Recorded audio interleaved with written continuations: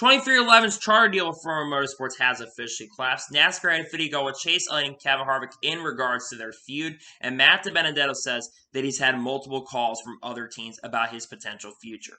What's going on, guys? It's Daniel, and welcome back to another video. We've got a ton of NASCAR stories discussed here today on the channel. Let's go and just jump straight into those really quickly. We're going to start off taking a look at one paint scheme. As we're going to take a look at is Josh Berry's 2022 Tire Pro scheme that we're going to see next year. I really like this Tire Pros paint scheme a lot. I believe they're going to be sponsoring Josh Berry for, I think, up to 10 races next year in the Xfinity Series. This paint scheme looks really awesome. I think they did a really good job on it. I'm looking forward to see it. Again, I think that this is one of the best paint schemes I've seen so far going into next year, even though there haven't been a lot of paint schemes that have been revealed up to this point. But I really like this paint scheme a lot. I'm definitely looking forward to see this paint scheme out on the racetrack next year in the Xfinity Series when Josh Berry goes full-time in the Xfinity Series. And now we're going to jump on to the next story of today's episode, as we're talking about Interstate Batteries. As Interstate Batteries has renewed their partnership with Gibbs Racing. They're going to be sponsoring Kyle Busch for 6 races next year, and they're going to be sponsoring Ty Gibbs for 3 races next year. Really good to see the Interstate Batteries continues to have a major commitment to Gibbs Racing. They have had a commitment with Gibbs Racing since all the way back in 1992. They've been one of the longest reigning sponsors that has been in NASCAR, even though they've not been a full-time sponsor. They have been one of the longest active sponsors in NASCAR, and it's really cool to see that Interstate Batteries continues to have a really awesome partnership with the team. I don't know how many races normally they sponsor Kyle Busch every year. I think it's about normal how many races they do sponsor Kyle Busch. So really awesome to see. It's also cool to see that Ty Gibbs has already announced 3 of his races that are going to have Interstate Batteries on there. Really awesome to see. I'm really happy that Interstate Batteries continues to have a really awesome partnership with Gibbs Racing, and it's great for the future of the sport as a whole to continue to see sponsorships continue to support going forward. As I'm currently editing today's video, it was just revealed that Liberty University has signed a 5-year extension with the 24 car and Hendrick Motorsports through the 2026 season, and they will have 12 primaries each season from 2022 to 2026. This is really huge. Now, William Byron currently at the moment has a contract with Hendrick Motorsports through the 2022 season. But I believe that William Byron is going to get extended for a very long time. In fact, I don't think William Byron is going to leave Hendrick Motorsports anytime soon. I would assume this really confirms he'll be with this team probably at least year 2026, I would assume, unless things do completely change. But Hendrick Motorsports says they wanted to keep William Byron in their organization for a long time. I would believe that Hendrick Motorsports is lined up going for long-term future. They're probably going to have William Byron for quite a few years. The next most likely driver to end up leaving Hendrick Motorsports would probably be Kyle Larson or Alex Bowman, who have contracts with Hendrick through 2023. But I assume that Hendrick is going to want to keep the dynamic quadruple of Chase Elliott, Alex Bowman, Kyle Larson, and William Byron for a very long time. But I think it's really awesome to see that they're going to be extending their sponsorship with Hendrick Motorsports for 12 races each year. It's also because you have to look at William Byron. He's been performing extremely well this year. So I'm really happy to see that Liberty University is going to be continuing their partnership with Hendrick Motorsports. I'm really happy about this because it's really good to see, and I'm happy about this for sure. And now we're going to jump on to the next story of today's episode, as we're talking about Ryan Ellis. As Ryan Ellis is going to be driving the 5th team for Ricker Racing at Kansas next weekend. I believe this already had been previously announced, but not a lot of people had covered it. So it was announced about, I think, a few months ago that Ryan Ellis was going to be driving the 5th team for this team at Kansas Speedway. I think Ryan Ellis does have a lot of talent, and I would not be shocked and would not be surprised if Ryan Ellis does have a really awesome run at Kansas. Well, not a great run, but I wouldn't be shocked if they're starting to get a little bit of their benefits from working with SHR, because remember, it's been announced that they are going to be having a partnership with SHR starting next year, and they were already giving a little bit of compliance to with Joey Hand, who was driving their 52 car at the Charlotte. They were giving them an SHR prepared car. So I would not entirely be shocked if they maybe give an SHR car, which would not entirely shock me. So we'll have to wait and see what happens. I think Ryan Ellis has a shot potentially at a top 30. I've seen the 15 car run pretty decent. I've also seen the car not run so good, but I'm overall really excited to see that he will be making a start at Kansas. I think it's great to see him coming back, and I'm really happy about this for sure. And now we're going to jump on to the next story of today's episode, as we're going to talk about starting lines for the Cup Series and the Xfinity Series races for this weekend at Texas Motor Speedway. Let's start off with the NASCAR Xfinity Series, as AJ Allmendinger will be starting on the pole in the NASCAR Xfinity Series after picking up the win at the Charlotte Roval, and with the reset, he will start on the pole at Texas Motor Speedway. My pick to win the NASCAR Xfinity Series race is going to be the guy who's driving the 54, John Hunter Nemechek. I think that 54 car has been the best car out there, and John Hunter Nemechek also won the Truck Series race earlier this year at Texas Motor Speedway. So I do think that experience is going to come into play. That 54 car has been the best, and I think John Hunter Nemechek is going to overall pick up the victory in the NASCAR Xfinity Series race at Texas Motor Speedway. Now let's jump up to the Cup Series. Kyle Larson, after picking up the win at the Charlotte Roval and the reset in the points as they're going into round 8 for the Cup Series, Kyle Larson will be starting on the pole for that event. My pick to win the Cup Series race is going to be Kyle Larson. I think track position is going to be very, very key, and Kyle Larson won the All-Star race. So, yes, it was a very different package. However, I also do think with how good Kyle Larson has been on the 550 horsepower package races this year, I do think that Kyle Larson overall is going to secure the victory. So those are my picks for this weekend. I think I think that those are going to be your winners. So I think AJ Allmendinger will win the Xfinity Series race, and I think that Kyle Larson overall is going to win the NASCAR Cup Series race at Texas Motor Speedway. And now we're going to jump on to the next story of today's episode, as we're talking about Dylan Lupton. As Dylan Lupton is going to be driving 3 of the final 4 NASCAR Xfinity Series races for Sam Hunt Racing. He will drive the number 26 car at Texas, Kansas, and Phoenix. I'm not entirely sure who's going to be driving the number 26 for them at Martinsville in the second to last race of the season, but we're going to see Dylan Lupton get 3 of the final 4 races, including running this weekend at Texas Motor Speedway. I believe the reason that Dylan Lupton is getting another opportunity to drive his car is because I don't believe he overall got a really fair shake at Las Vegas, because he actually was starting to make his way up to the front in the number 26 car for Sam Hunt Racing at Texas Motor Speedway. But unfortunately, what ended up happening was he got involved in that big wreck that Riley Herbst caused going to turn number 1 on that restart after that competition yellow, and he got a lot of damage and was not able to finish the race. So Sam Hunt Racing, in my opinion, has decided to give him a full opportunity to go out there and compete as a whole. So really good to see that Dylan Lupton's getting another opportunity. I think this 26 car is definitely going to finish in the top 20 of these 3 races if Dylan Lupton does not run into trouble. I think that he has a really good shot at finishing in the top 20 in these events. I do think Dylan Lupton has a pretty decent amount of talent, so we'll have to wait and see what happens, but I'm really happy to see overall that Dylan Lupton is getting a good opportunity to race in the number 26. It's a pretty decent car. I think top 20 definitely should be the goal if they don't run into problems, but we'll have to wait and see if that is the case for Dylan Lupton. And now we're going to jump on to the next story of today's episode, as we're talking about Matt Pusha, as Matt Pusha has become the Director of Operations at Roush Fenway Racing.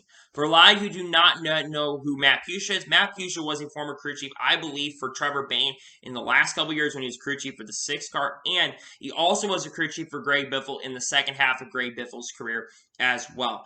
I think Matt Pusha was a pretty decent crew chief. Now, I'm very intrigued to see what Matt Pusha is going to do. They've been making a lot of in-house moves at Roush Fenway Racing, of course. They added Jimmy Fenning to the engineering side of things for their organization about a year ago, and I think that's helped Roush Fenway Racing this year have a little bit of resurgence with Jimmy Fenning going into that position of it. I think that's one reason why that team's improving in their speed. And also they're getting Brad Keselowski going into next year, with Brad Keselowski, of course, becoming a co-owner / driver of the organization, even though he's taking a minority stake of that organization. He'll be driving there next year on a full-time basis. With the longer he's with that team, the better he's going to become. I'm very intrigued to see what Matt Pusha is going to do. He's been with the team for a very, very long time. I believe he's been working inside the organization for quite a bit of time. So I'm really happy to see that Matt Pusha is getting another opportunity to be working with the team. I wonder how much it will help the team. I'm not sure if it'll benefit him or not. But I think especially with Brad Keselowski coming over, I think the more people they can get good. It's also possible that Matt McCall could also end up being the crew chief for Brad Keselowski next year. So that's something that might be on the table going into next year. So we're going to have to wait and see what happens, but I'm really happy to see that Matt Pusha is getting another opportunity to work with the team, and I'm really happy he's going to become the Director of Options for Roush Fenway Racing. We're going to jump on to the next story of today's episode, as we're going to talk about the Charlotte Roval TV ratings from this past weekend. It was reported, I believe, by Sports Media Daily that the Cup race had a 2.54 million viewers, which is down from 2.77 million viewers last year. Now, when you look at those ratings on the grand scale of things, they do not look very, very promising. However, I do think there's one major factor into why the ratings are down from this past weekend at the Charlotte Roval. And the big reason is there was a huge Dish blackout. And for those of you who don't know, Dish basically blocked a lot of their customers on NBC. They basically announced that they'd be dropping all of NBC's rights with Dish. They're having issues with YouTube DTV a few weeks ago, though they were able to yank those out and fix those issues right there. So I do think that really one of the reasons why I'm not as frustrated about the ratings being as much down as they are by like 200,000 viewers is mainly because of that. I do think had that not happened, because we had a lot of positive momentum after what happened with Bubba Wallace winning, I would have thought the ratings would have been a lot higher, but still, there is a really good reason why the ratings were not as high. At least we got a really good explanation. I know a lot of people were not talking about saying, oh, the ratings are not that good, it's only 2.5. But I think one of the reasons why it wasn't really reported by a lot of the reporters is mainly because of that reason alone. With the huge Dish blackout, I do think that's one of the big reasons why that was the case. And of course, you have the next-gen car test. You're really going to see a lot of reporters talking about that. But definitely really interesting. The ratings are down. I do hope that we can start going back into the right direction, because this is the second race in a row that the ratings have overall been down. So hopefully going into next week, when we do go to Texas Motor Speedway this week at Texas Motor Speedway, with the race also being on NBC and also going to be on Peacock as well, I hope NASCAR can not only bring in those NBC viewers, but also they can count the Peacock viewers as well. Though I wouldn't be shocked if NASCAR does not count the Peacock viewers, and NBC does not count their Peacock viewers to that set of viewership. So definitely intriguing on the rating side of things for sure, and I'm at least glad that there's a little bit of transparency in regards to that. So I think transparency is more important than anything else, and I'm really happy that we got some transparency in regards to the TV ratings. And now we're going to jump on to the next story of today's episode, as we're going to talk about Steve Phelps. As Steve Phelps spoke on the next-gen car at that big Sports Business Journal conference. And he says that everything is still ailing NASCAR. This is a panacea for what it is. Now, for a lot of you that don't know what a panacea is a solution to all problems. I had to look it up myself on Google to figure out what that was, and I found out that it is a solution to all problems, which I do not entirely agree with Steve Phelps. And some of the comments that Steve Phelps did make at that conference, I do find a little bit crazy. I do think that some of the things he did overall say, I understand what he's trying to go for, but at the same time, you kind of just got to watch what you say, because you can cause a lot of problems. And I think a lot of fans are going to basically go back to this quote if this car does not end up working in the long run, and they're going to basically blame Steve Phelps and basically come back to these comments and say, well, this aged very, very poorly for sure.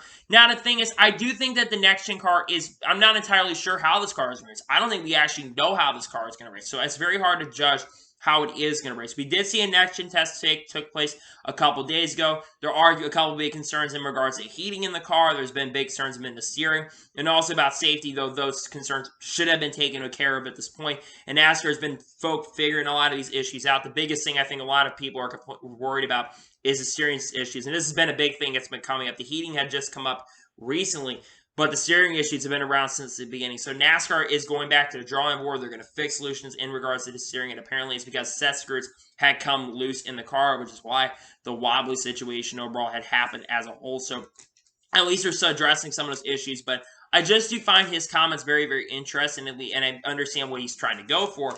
But at the same time, I don't entirely understand why, he's saying that this is going to be a solution to all problems. Because I have a really bad feeling that this, in the long run, is going to come and bite him in the ass. So we'll have to see what happens in regards to that. But his comments are definitely interesting overall for sure. And now we're going to go and jump on to the next story of today's episode, as we're going to talk about Kyle Busch Motorsports. As Bob Pockrass reported after the big report we'll just talk about in a second here, Kyle Busch Motorsports is expected to make more announcements coming soon in regards to the 2022 Camping World Truck Series lineup. And Chandler Smith is expected to get another season with KBM in the number 18 truck. I think Chandler Smith absolutely deserves to go once again full-time with the team next year. I think one of the bigger reasons why Chandler Smith has not won more races than he has this year is because of the fact that Chandler Smith did not have practice qualified in a majority of races. I look back at Nashville earlier this year, and when they had practice qualifying for that event, Chandler Smith had the fastest truck in Truck Series practice. And I think the more experience that Chandler Smith gets in the Truck Series, the better that he's become. Not only that, the finishes don't really show for it, but he's led the third or fourth most laps of anybody in the Truck Series this year, behind, I believe, Sheldon Creed and John Nemechek. I think he's led the most laps of everybody else, and he's still right now competing for a Truck Series championship, despite only having one win this year coming at Bristol. He has been extremely underrated, in my opinion, this year, and I know he's in a KBM truck, but that 18 truck's been the best performing it's been since Noah Gragson has been in that truck. So to me, I'm really happy to see that they're probably going to keep Chandler Smith in their organization going into next year. I think Chandler Smith deserves another year full-time in the Camping World Truck Series. I think he absolutely deserves it, and I think he'll get a really good opportunity going into next year. My other big question is what happens to Corey Heim going into next year, because a lot of people thought that with the big announcement we'll talk about here in a little bit, everyone thought he'd be going into the Ford truck next year.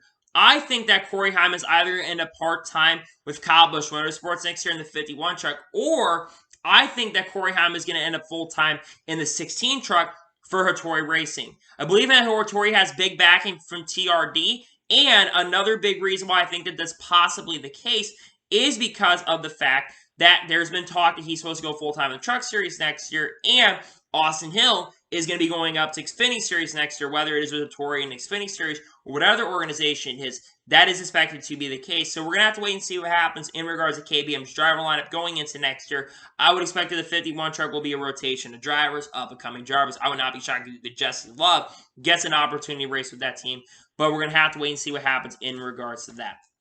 And now we're going to jump on to the next story of today's episode, as we're going to talk about JGR's Xfinity Series program. Now, Bob Pockett reported in regards to JGR's Xfinity Series program, and he says he expects Joe Gibbs Racing to have Brandon Jones and Ty Gibbs in full-time Xfinity Series rides and a third car with multiple drivers. He's basically said he's unclear on the fourth car, though he does not expect Joe Gibbs Racing to have 4 cars in 2022.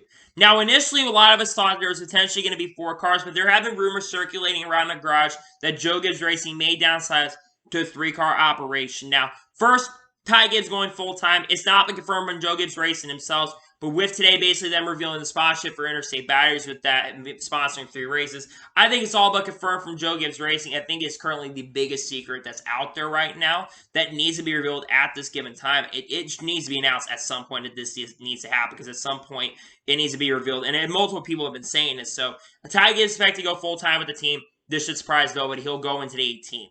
Now, talking about the 19 car for Brandon Jones coming back. I think this will be Brandon Jones' 8th full-time season in the Xfinity Series next year. I think he's been racing full-time in Xfinity since, I think, 2015. So he's been in the Xfinity Series for a long time. And at some point, you would think that, yes, he does bring a lot of funding. But at the same time, at some point, you would think that Brandon Jones, especially being 25 or 26 years old, you would think that a Cup Series team like a Gaunt Brothers Racing would take initiative in bringing Brandon Jones up to their organization, but I don't know what is going on there. Again, he does bring a lot of funding for their Xfinity Series program, but I think at some point he's going to go up to Xfinity at Cup. I really think he'll go up to Cup at some particular point. I definitely find it interesting now that Brandon Jones is going to probably in the Xfinity Series next year. I thought for sure he'd go up to Cup, maybe with Gaunt Brothers Racing, or at least run on a part-time basis with the Toyota organization. I am overall definitely shocked in regards to that, but definitely interesting in regards to that situation. Now, in regards to the third car for Joe Gibbs Racing being with multiple drivers, this rotation will probably have a lot of drivers in the Cup Series that drive in the TRD program, and probably drivers up and coming from the Truck Series, and probably even maybe also the ARCA Series at the same time as well.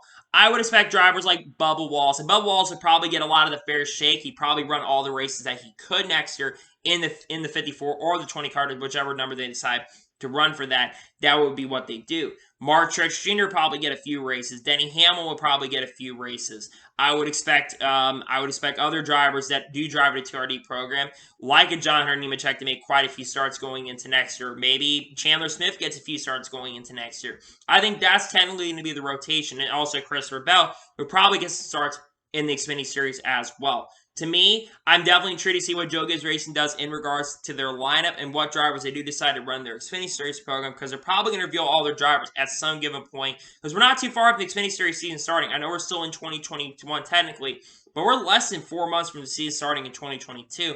And at some point, they're going to have to reveal what's going on with all their lineup next year, but we're going to have to wait and see what happens in regards to that. Speaking of which, we're going to get into the next major story of today's episode. John Hunter Nemechek is officially going to be returning to Kyle Busch Motorsports in 2022, driving the 4 car.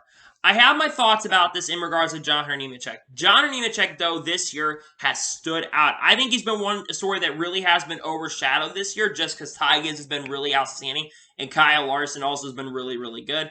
I think John Hunter Nemechek's accomplishments in the Truck Series this year have been over-exaggerated, not been over-exaggerated, but have been really overzealous just because of those two situations. And he's been probably one of the best drivers I've seen. I thought he was going to be good this year in trucks, driving that 4-car. I did not think that 4-car was going to, 4-truck, was going to be a championship contender. I think John Nemechek could go back-to-back. I think he will win the Truck Series championship this year. I know Sheldon Creed's been really, really good in 2021. But I do think that John Nemechek is going to win the Truck Series championship of 2021. Going into next year, you're going to be losing some really top-tier drivers. You're going to lose Austin Hill next year. You're going to probably lose Zane Smith. And you're going to be for sure losing Sheldon Creed next year. So you're going to have 3 of your championship contenders going up to Xfinity Series next year. I think that John Nemechek will win at least 7 or 8 races next year. I think he's going to win a third of the schedule. I think he's going to be the driver to beat. He's not going to have to worry about GMS as much. They're downsizing their program going into next year. We're unclear who's going to be the third driver for their organization going into next year. But I would expect that John Hunter Nemechek is going to win quite a few races. I think when everyone thought he was going to be dropped back down to the Truck Series, we all thought that was not the smartest move for his career. But I think that we all disagree now. And I think another reason why he's not moving up to Xfinity, a couple of reasons why I don't think he's moving up to Xfinity. Number one, I'm a little shocked that he's not moving up to Xfinity next year. I thought he'd be going to Xfinity for sure. But a couple of reasons why. One, I think Kyle Busch wants to keep John Hunter Nemechek in their organization. He's only 24 years old. He's not that old. People think that John Hunter Nemechek is a lot older than he is. He's been in the sport for a very, very long time. He's been making starts in NASCAR since 2014, NASCAR's top 3 divisions since 2014. But John Hunter Nemechek has been doing really, really good throughout his career, and he's only 24 years old. So he's not that old of a driver, so you have a lot of time to potentially move him up. But the second reason is I don't think he wants to go back to Xfinity Series. I think John Hunter Nemechek is vying for a future 2311 Racing right now. Of course, I don't think 2311 Racing's organization is going to be available up until 2023, but I think that John Hunter Nemechek and the sponsors wanted to keep him there because I think that TRD just wants to jump him 100% up from the NASCAR Xfinity Series, the Truck Series, all the way up to the NASCAR Cup Series. I think he's ready to go back to Cup. I think he's going to prove it, and I think that he will show a lot of good things going to 2023 if he's able to go to their organization. We're going to have to wait and see what happens in regards to his future, and I think he absolutely deserves it. I think he will win the championship next year if he doesn't win it this year. I do think that he will win the Truck Series championship next year. I'm really excited about this guy. I really like John Hunter Nemechek. I'm really excited about his future, and I'm glad that he will be returning to Kyle Busch Motorsports in 2022. And now we're going to jump on to the next story of today's episode, as we're going to talk about Tony Stewart. As Tony Stewart is starting an NHR team in 2022 called Tony Stewart Racing. He will have Leah Prue, who is his fiance, who will be driving for Top Fuel, and his funny car driver is going to be Matt Hagan. Now, to give a little bit of backstory, Leah Prue is a very, very talented female racer in the NHRA. I believe she's won a championship in the NHRA, and she's been a driver that's been in this series for a very, very long time. So she is someone who knows how to get it done at that organization. Matt Hagan is a 2-time funny car champion, so Matt Hagan also knows how to get it done, and he's a very, very talented driver in the NHRA as well. Now, looking at this organization, you look at what Tony Stewart has been doing as a whole for the motorsports landscape. Unlike Rico Racing, Tony Stewart has had a really, really big effect on motorsports as a whole. You look at the SRX. Now, Tony Stewart, of course, is affiliated with that, and he was basically one of the owners of that organization, and that organization, their first year, was very, very successful. The short track racing experience, that was very, very successful, and it succeeded very, very well. You also look at the fact that he has SHR, the Stewart-Haas Racing, the Cup Series. They generally, up until this year, have been very, very successful. I don't know how much of he's inside a day in and day out operations, but he's been affiliated with that group, and he's been working with them, and he's got good drivers in that organization as a whole as well. You also, another big part is he also does work, I don't think he's really affiliated with the Haas F1 group, but he has a little bit of association with the Haas F1 group, though Gene Haas really takes affiliation with that. He has a little bit of association with that organization as a whole as well because he owns SHR, and I do think they sponsor some of Haas F1 cars, even though it's sponsored by the Russian billionaire Dmitry Mazepin. So his moving over to NHRA is really, really exciting. Now let's talk about expectations going into next year. I do think we have to have realistic expectations because it is a new organization. But the NHRA president was there. So they're going to try to help out Tony Stewart. I think that this team could be a contender for a championship next year. I really think they can because, again, you have two drivers that could win in both divisions a championship in those respective series. So I'm really happy to see that Tony Stewart is expanding the NHRA. I think it's big for the NHRA to have someone like Tony Stewart. This, I believe, is the third or fourth NASCAR driver that's had affiliation with the NHRA. I think John Andretti had affiliation with it back in the day. I know Kurt Busch made a few starts in the NHRA, and Richard Petty also competed in the NHRA as well. So it's very interesting that there's a little bit of an NHRA crossover with NASCAR. Tony Stewart did say that he's been talking about this really since last year, and reports they come out that this is probably going to be the case. Now, Tony Stewart was asked if he was going to be driving the car, so he said, hell no, I'm not going to be driving the car. So I'm definitely excited to see how this team does next year. I'm really, really excited because, again, it's really cool to see that Tony Stewart is going to be competing in that particular, well, he's not going to be competing, but he's going to be owning a car in those particular events. I think it's really, really exciting in regards to that. I'm really happy about him for sure, and it's really exciting for the sport as a whole to have someone like Tony Stewart join the series. And now we're going to jump on to the next story of today's episode, as we're going to talk about McAnally Hilgeman Racing and Bill McAnally Racing, as it was announced on Wednesday, excuse me, that McAnally Hilgeman Racing and BMR Racing are going to begin fielding Chevys in 2022, and they have formed an alliance with GMS Racing. They're expected to have two cars in their Truck Series program in 2022. They will have Colby Howard win one of their cars next year, and they are expected to have Derek Kraus return to the organization next year. Now, I'm really excited to see that McAnally Hilgeman Racing is making that transition from Toyotas over to Chevys. I think it's a really big pickup for the Chevy organization going into next year. You're going to have Derek Kraus, I think, is a very talented driver from the Toyota side of things. He's been in the Toyota pipeline for a very, very long time. And he's going to be joining the Chevy organizations, of course, Napa Auto Parts, which does have some of a Chevy affiliation because they do sponsor Chase Elliott in the Cup Series. That's one big reason why I think they did pick him up there is the Napa Auto Parts probably wanted to move over to the Chevy organization. Yes, of course, they sponsor Honda in IndyCar, but I think that's one reason why they decided to go over and pick up him because that makes a lot of sense in regards to that. But there are some major implications in regards to this. This has implications in regards to the ARCA West organization for Bill McAnally Racing, because Bill McAnally has been a development playground for Toyota development for a very, very long time. They've developed drivers, I believe, like Noah Gray. I think Noah Grayson's driven for their organization. They've had Todd Gillen, Derek Kraus. I think Haley Deegan. They've Cole Moore. Cole Rousing's been part of those organizations. They have had a lot of drivers be part of their Toyota development, and now they're going to be switching over to Chevy. I do think that this is going to have a big effect in regards to what happens to Toyota development. And you look at the history into Toyota development as a whole. They have lost so many big parts and pieces over the years. They lost Rudy Fugle, who's working with William Byron. They've lost drivers like Noah Gragson, now Derek Kraus, Haley Deegan, Riley Hurst, if you want to say he was part of that, Todd Gilliland. Christian Eck is still part of that Toyota development program, but they've lost a lot of drivers to the Toyota pipeline, and Daniel Hemrick I would consider being part of that Toyota pipeline as well. They have lost so many drivers because they have no place. Harrison Burns, another one. They have lost so many drivers to the Toyota pipeline, and this is a big catastrophic thing because Toyota has no places to go, because right now in the Cup Series, they only have 4 or 5 places where you can go. They're trying to expand their Cup Series partnerships, and they're doing the best they can. You got 2311, who's going to be going to 2 cars next year. You're going to have 4 cars for Joe Gibbs Racing and Gaunt Brothers. So only have 7 rides technically available for Cup, and you have 20 or 25 guys in development, or girls in development programs who are trying to move up. So I do think that this is going to have much bigger effects in regards to that. Now, in regards to McAnally Hilgeman Racing in the Truck Series, I do think that they are going to improve next year with GMS Racing. Since they're going to be getting a big focus from GMS Racing, of course, they're going to be downsizing GMS Racing is.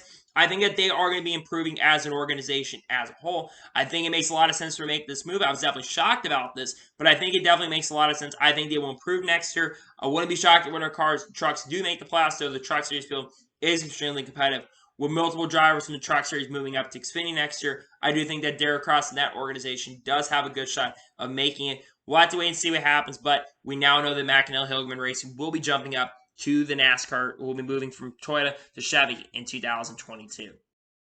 Now we're going to jump on the first of three major stories of today's episode, as we're going to talk about Matt DiBenedetto. Now, Matt DiBenedetto was on Sirius XM NASCAR radio, and he says he is getting calls from teams across all three series, and that has been encouraging for him. Now, there were some comments below that I'm not going to get into because they're definitely very, very controversial. But Matt DiBenedetto definitely saying this definitely is very, very interesting. Now, the big thing for Matt DiBenedetto is he is going to have to bring a lot of funding. And one of the big things to me is that Matty D does not bring a lot of funding. But there are plenty of rides and options that could be available going into next year. The first ride I want to look at is Rick Ware Racing in the Cup Series.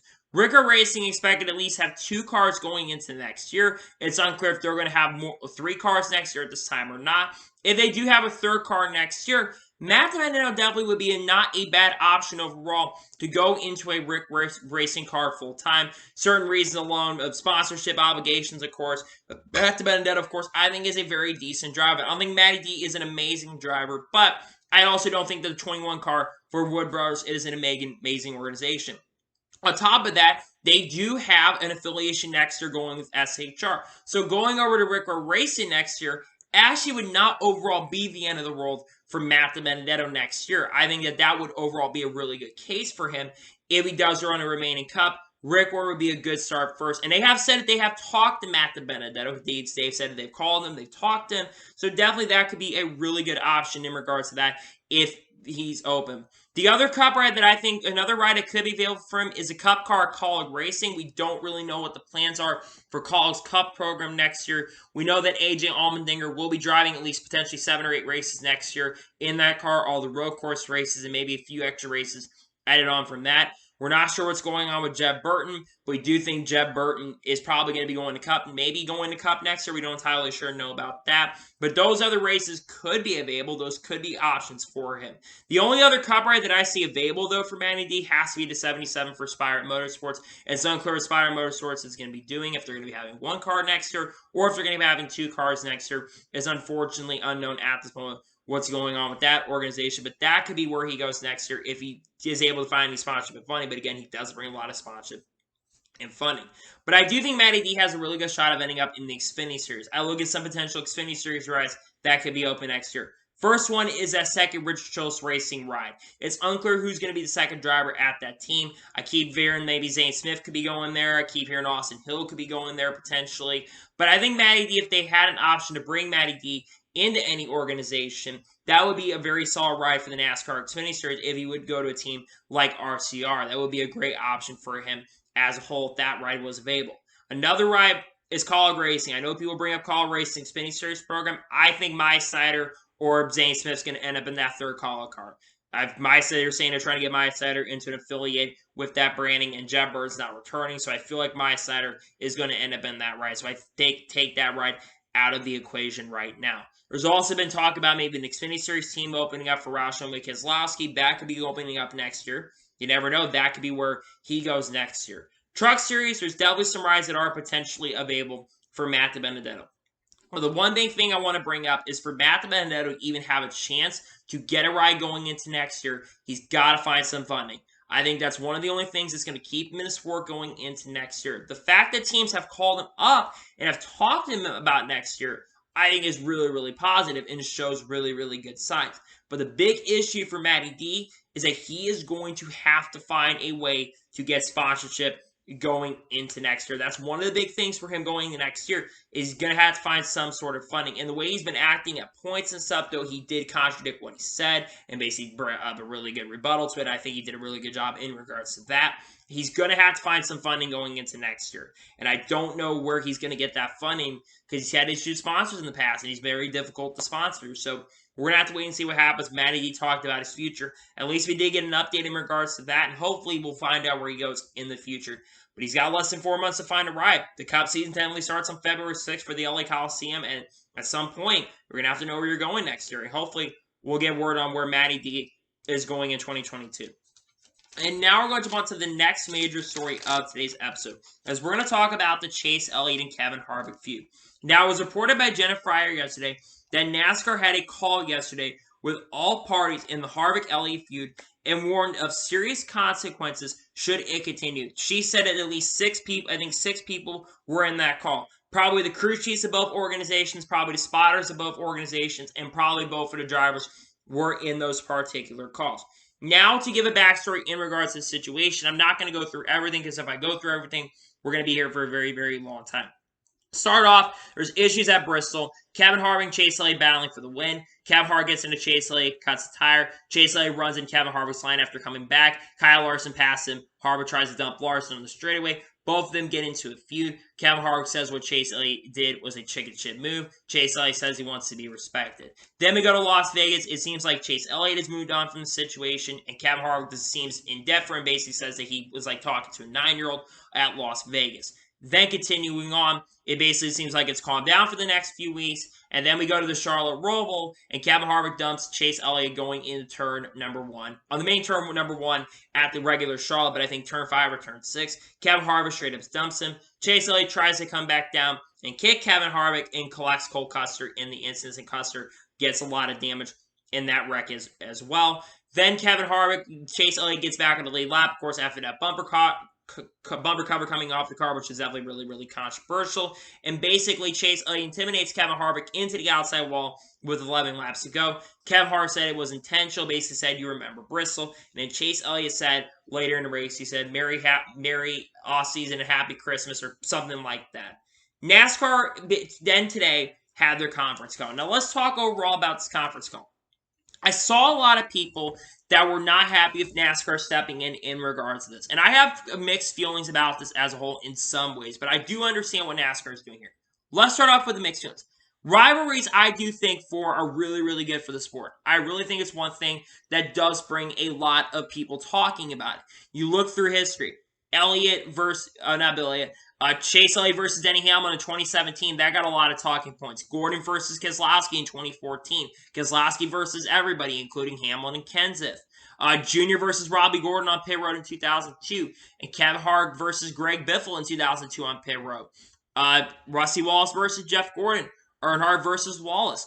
Earnhardt versus Bodine. Rivalries are really what makes the sport so intriguing and definitely interesting to watch. And I really like rivalries. I think this Harvick and Elliott rivalry has been really interesting to watch. Now, hopefully, the last word has been given out by Kevin Harvick, and we don't see any more feuds. But I don't think Harvick is done. I think Harvick wants to end Chase Elliott's championship hopes.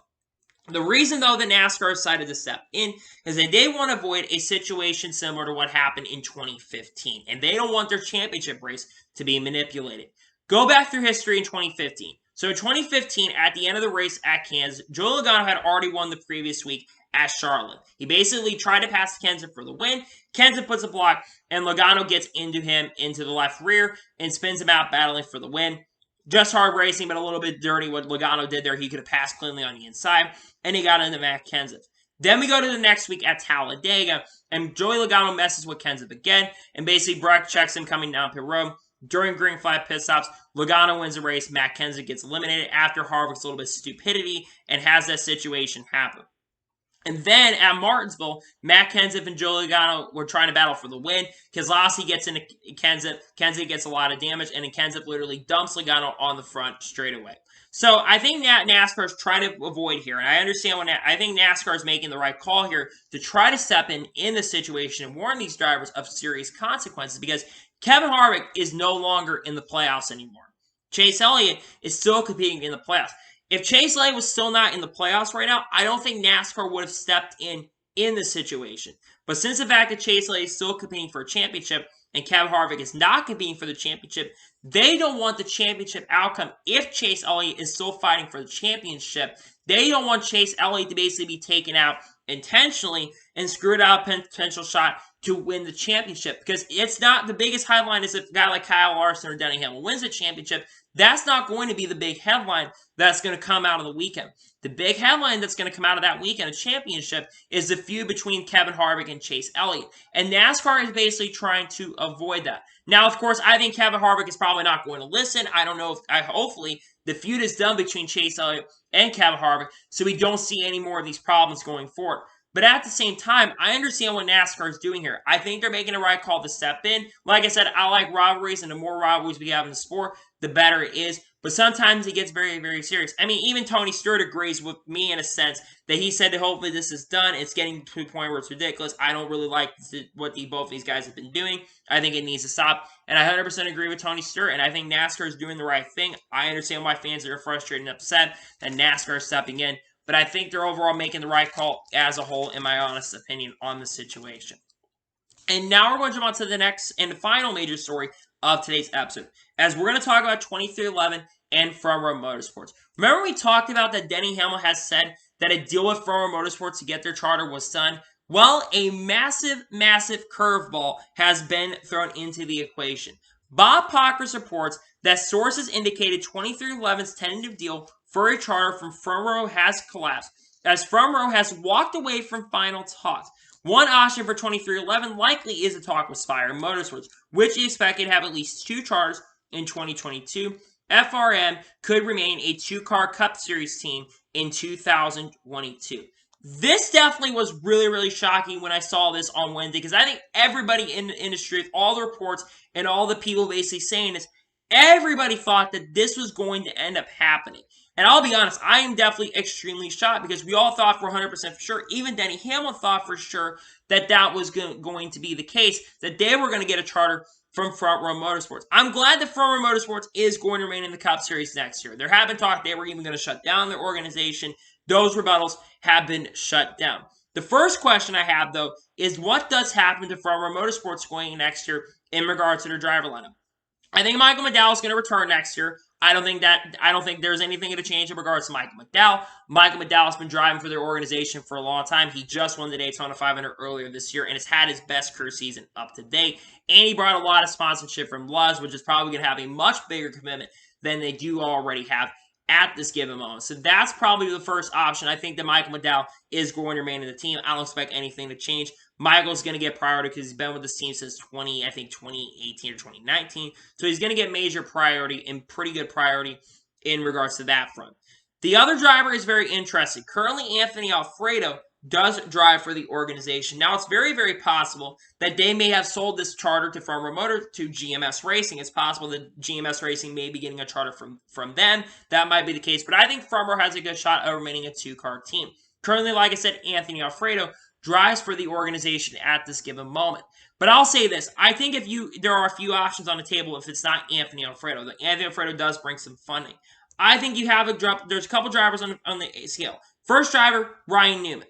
Ryan Newman currently a free agent. I know there's been talks with him potentially maybe going to Ricker Racing. He's also been in that conversation perhaps. But if I have an opportunity to go to Front Row Motorsports next year, Ryan Newman definitely is a guy who knows how to get it done on the track. I know the last years have not been great. I think the head injury from Daytona last year, the 500 last year, kind of affected Ryan Newman in major, major ways. So he did have a little bit of resurgence this year, and points was competing for a championship, or actually for playoffs, excuse me. He had a chance to make it there. But if you have Ryan Newman available, that would be a first option. Second option, Matt DiBenedetto. Matt DiBenedetto definitely is a driver that's in the free agent market. We just talked about Matty D and his potential rides he could go to. But Front Row Motorsport definitely could be a very interesting team to go to going to next year. And I think that would be a great option for him. Another driver that you've seen a few people bring up is definitely got to be Riley Herbst.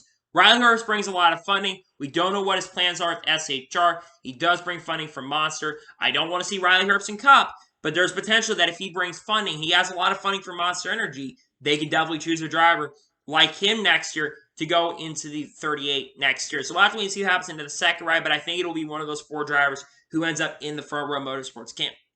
But the other big question is, what's going to happen to the second car for 2311 Racing and the charter situation? Because like I said, we all thought that 2311 Racing for sure 100% was going to get the charter going into next year. And this has thrown a big curveball in the situation for that team going into next year. Now, I do still think that for those of you wondering, I still think that 2311 is going to end up getting a charter next year. Michael Jordan has a lot of money. I don't think that they are going to go into next year with Kurt Busch without a charter. I think that they're going to be able to find a way to get a charter. Now, what team do they get a charter from? They have a few options for next year. First of all, Spire Motorsports. Spire Motorsports is expected to have 2 charters next year. They're expected to get a second charter from Starcom Racing, and I thought maybe they were going to have 2 cars next year at Spire Motorsports, but Denny Hamlin has a lot of money, and Michael Jordan and this team have a lot of money going into next year. They have the star power and stuff. I would think Aspire gave them a lot of money if they paid like $10 million, like they paid the College Racing paid for those charters. I think they would give a charter to them. They would probably end up giving them a lot of money and would give them a charter going into next year so that they have a second charter for Kurt Busch. Another option, like we mentioned, Ricker Racing. Ricker Racing, that charter is potentially available going into next year. We know that Ricker is going to be downsized, and they're probably going to be dropping one of their charters next year. I would think Ricker Racing would probably give it to 2311 if GMS does not vie for it. Plus, they're going to outbid GMS Racing. 2311's got a lot more money than GMS Racing at this given moment. You got star power. So I do think that they're going to be able to get a charter going into next year. But if they're not able to get a charter, how does this affect the second car for 2311 Racing? Well, this is going to put 2311 Racing in that second car at a major disadvantage for a lot of races. Of course, they're going to have to qualify for every single event. Now, I would expect that the only race that Kurt Busch would have to worry about is the Daytona 500, but if Kurt Busch is able to qualify in the top 2 of those cars that are open cars next year, that won't even be an issue. And if I remember correctly, Bubba Wallace qualified pretty well, I think in the top 20. So if he can just qualify up front and beat the guys that are open cars going into next year, I don't see that overall being an issue for them. We're just going to have to wait and see what happens in regards to that, but this is 100% throwing a major curveball into the silly season. And what happens right there? Who drives for front row next year? And who's going to be driving? What happens in the second charter for 2311? We'll have to wait and see what happens. So, anyway, that is it for today's long NASCAR news video. I want to thank you guys for watching. Please subscribe to the channel, notifications so you're notified when a video does go live on my channel. Follow me Twitter, Facebook, and Instagram, and support page while the list description below for that, and comment your thoughts on today's video. Do you think 2311 is going to get a charter or not? And if they are, what team do you think they'll get the charter from? Let me know in the comments below. And what are your thoughts about NASCAR stepping in with Chase Elliott and Kevin Harvick? And do you think NASCAR is doing the right thing, or do you wish if you would continue on? Let me know in the comments below. Like I said, I want to thank you guys for watching today's video, and I'll see you guys next time for some more great, awesome NASCAR content on the channel like this. Take care, everybody.